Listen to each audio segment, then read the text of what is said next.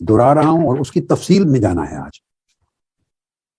نیچے سے شروع کرتے ہیں، چونکہ ہم منفی خواطر، جو نقصان دہ خواطر ہیں، ان سے گفتگو کا آغاز کیا ہے تاکہ شر کی پہچان ہو. یاد رکھ لیں، کوئی شخص اس وقت تک شر کو دفع نہیں کر سکتا جب تک شر کو پہچانے نہیں.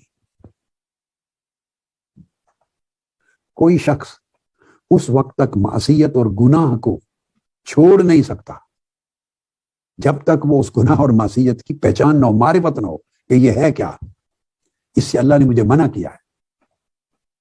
کیوں منع کیا ہے؟ اللہ کی کتنی ناراضگی ہے، اس کا انجام کیا ہوگا اس دنیا میں، میرے دل اور روح پر، میرے اعمال پر، نامہ اعمال پر، آخرت میں کیا ہوگا، یعنی اس کی پوری پہچان. ہم نے دین کے باب میں ہر چیز کو اتنا لائٹ لے لیا ہے کہ ہم کسی چیز کو رک کر تأمل کے ساتھ، غور و فکر کے ساتھ سمجھتے نہیں. بس ایسے سرسری سا سنتے، سرسری سا پڑھتے، سرسری سا سوچتے اور سرسری سا سوچنے کے بعد گزر جاتے. تأمل نہیں ہے ہماری لائف، تفکر نہیں ہے.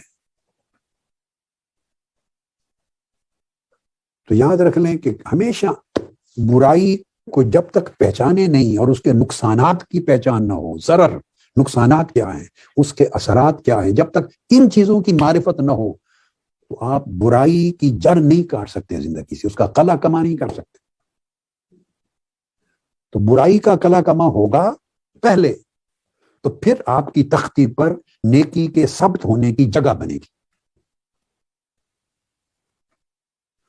اب تو تختیاں نہیں رہی. پہلے زمانے میں اسکولوں میں خط سکھانے کے لیے اچھا خط تو تختیاں یوز ہوتی تھی.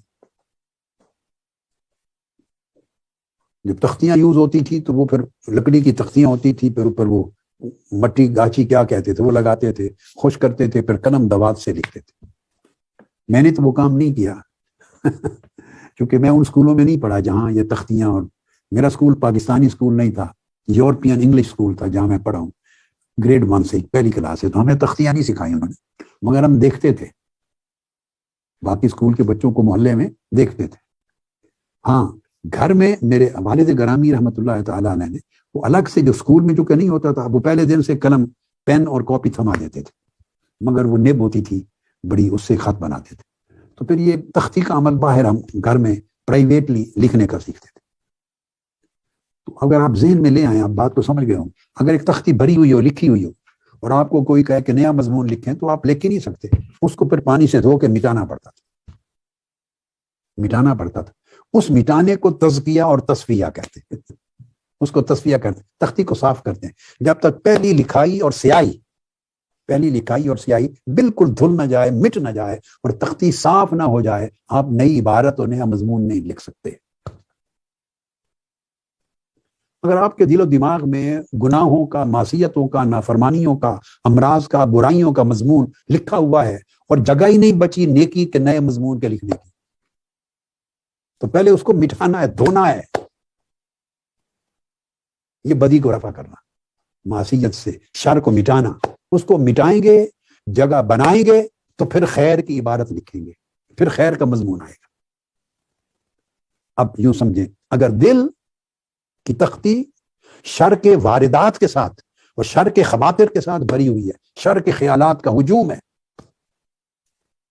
نفسانی اور شیطانی واردات کا، خواطر کا ہجوم ہے، بھری ہوئی ہے تختی، تو آپ کے پاس جگہ ہی نہیں ہے اس دل کی تختی پر کہ آپ ملکی اور ربانی خواطر کو، اچھے نیک خیالات کو لکھیں. سو پہلے مٹانا پڑتا ہے باطل کو. یہ پروسیس ہے تربیت کا، اسی لیے تزکیہ پہلے صفائی کرتے ہیں، پھر تصفیہ ہوتا ہے. اسی طرح آگے چل کے پہلے تخلیہ ہوتا ہے، پھر تحلیہ ہوتا ہے. یعنی پہلے جگہ کو خالی کرتے ہیں، سپیس کریٹ کرتے ہیں، پھر اسے مزین کرتے ہیں نیکیوں کے ساتھ، تقوی کے ساتھ، عبادت کے ساتھ، طاعت کے ساتھ، زہد و ورع کے ساتھ. ہم کیا کرتے ہیں کہ ہمارے دل و دماغ بدی سے، برائی سے، معصیت سے، حسد سے، حقد سے، شر سے، فاحشہ کاری کے ساتھ، لالچ سے، تمنا سے، تکبر سے، ان تمام برائیوں کے ساتھ بھرے ہوئے ہیں. خواطر شیطانی بھی ان کا ہجوم ہے، خواطر نفسانی کا بھی ہجوم ہے، معصیت کاری بھی ہے، سارے فواحش ہیں، گناہ ہیں، منکرات ہیں بڑے ہوئے، اس کے اوپر ہم نمازیں بھی پڑھ رہے ہیں، اس کے اوپر روزے بھی رکھ رہے ہیں، اس کے اوپر صدقہ خیرات بھی کر رہے ہیں. تو ہم چاہ رہے ہیں کہ بدی اور گناہ کی بھری ہوئی تختی کے اوپر صدقہ خیرات اور نیکیوں کی عبادت بھی لکھی جائے.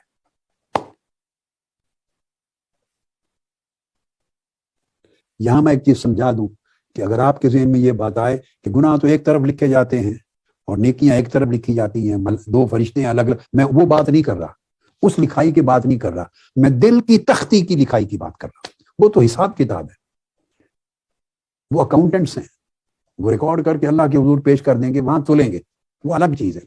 میں تو اثرات کی بات کر رہا ہوں کہ انسان بدلتا کیسے ہے اور کیسے نہیں بدل سکتا. نیکیوں، عبادتوں، نمازیں، روزے، حج، عمرے، زکوٰۃ، صدقات، خیرات، ساری نیکیوں کے باوجود بندہ نہیں بدلتا، وہی کا وہی کھڑا رہتا ہے. اس کے شر میں کمی نہیں آتی، معصیت میں کمی نہیں آتی، بدی میں کمی نہیں آتی، سوچوں کی تباہی میں کمی نہیں آتی، وہ شیطان کی طرح رہتا ہے. اوپر سے یہ چیزیں بھی، یہ میں نے اس لیے بتایا کہ وہ ایسی تختی پر لکھے جا رہا ہے جو تختی بدی کی عبارت سے بھری ہوئی. اس لیے اللہ پاک نے ہمیں، جو اللہ کے رسول نے کلمہ طیبہ سکھایا، دیکھیے نا، پہلے لا بتایا، لا الہ، باطل الہوں کی نفی کر دی، پہلے صفائی کر دی. لا الہ، کوئی الہ نہیں ہے، کوئی پرستش اور عبادت کے لائق نہیں ہے، پہلے مٹا دیا، سارے باطل نقش و نگار مٹا دیے. اس کے بعد جگہ بنی، فرمایا الا اللہ، سوائے اللہ. تو الا اللہ تب ثبت ہوتا ہے جب نفی کے پانی سے باطل نقش و نگار مٹا دیتے.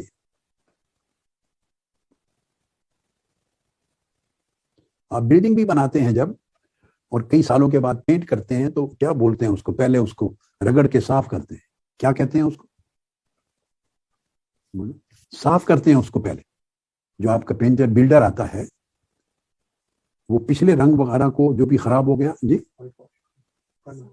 جی، اس کو صاف کرتے ہیں. 1-2 مرتبہ وہ کرتا ہے، 3 لگاتا ہے بعد. اس کے بعد آپ جو رنگ چڑھانا چاہتے ہیں پھر چڑھاتے ہیں، جو پینٹ کرنا چاہتے ہیں. یعنی زندگی کے ہر معاملے میں ایک اصول ہے، قاعدہ ایک ہی ہے. یہ نظام قدرت کے اندر وحدت کا رنگ ہے.